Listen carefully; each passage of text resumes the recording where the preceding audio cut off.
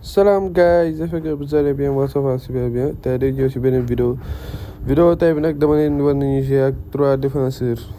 Instant bi man sama 3 défenseurs bi may utiliser mooy bi ngeen gis ni mais bépp 3 défenseurs dañu jouer ak moom voilà loolu laa leen di wax ci vidéo bi. Bon mën nañ commencer en fait ci ñaari pàcc la ci ñaari parties et tout. Première partie bi mooy offensivement dama leen wan boo leen yoree bal bi nu muy mel ak yooyu noonu. Mais surtout défensivement parce que défensivement 3 défenseurs dama leen wan ne du classement boo xamante ne dafa défensif ki koy utiliser soit offensivement dafay bëgg di dugal ay buts yu bëri mais défensivement moom foog nga ay dëgg-dëgg ci marquage pour mën kaa utiliser xam ne voilà doo encaisser but yi noonu. ajo mën nañ dem balaa ñoo commencé nag moo wax leen ngeen like vidéo ngeen partage surtout ngeen abonné wu voilà maximum de like les gars. Bon gars yi mën nañ ko ne vidéo bi léegi nag dama leen di wan offensivement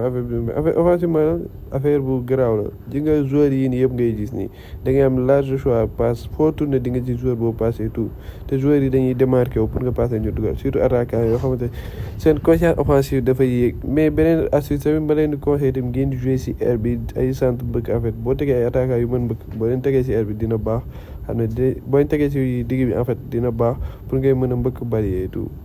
Mais aussi tamit ma leen wax ay retrait yooyu boo leen koy def dina baax mais benn astuce bu important 3 défense boo koy utiliser bul daw sa adversaire di yor bal bi day jéem a am maximum de possession de balle xam ne day réduire risque sa adversaire di am ay action wala di voilà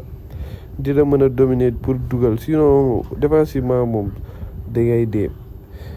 te mën nañ dem si partie défensive après oka bi nii en fait partie défensive bi lan mooy problème bi mooy 3 défenseurs boo defee offensivement sa joueur yëpp dañuy yëg mais défensivement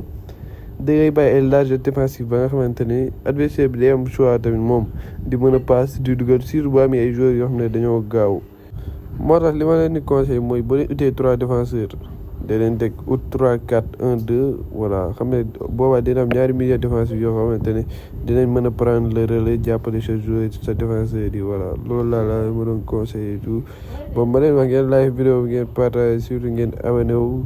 di leen wax dig daje ba beneen vidéo.